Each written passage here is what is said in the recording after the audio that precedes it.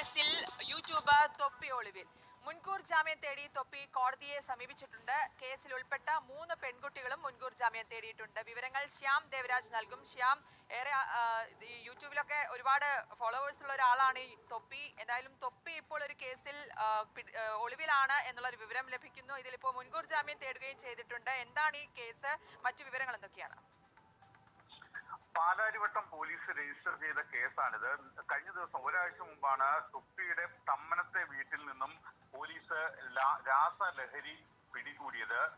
പോലീസിന് ലഭിച്ച രഹസ്യ വിവരത്തിന്റെ അടിസ്ഥാനത്തിലായിരുന്നു പോലീസ് റെയ്ഡും തുടർന്ന് ഈ തമ്മനം ഗാന്ധി ജയന്തി റോഡിലെ കോച്ചേരി അപ്പാർട്ട്മെന്റിൽ റെയ്ഡ് നടത്തിയത്. തുടർന്ന് രാസലഹരി പിടികൂടിയത്. ഇത് മീഡിയം ക്വാണ്ടിറ്റി എന്ന അളവിലുള്ളതാണ് ഈ രാസലഹരി.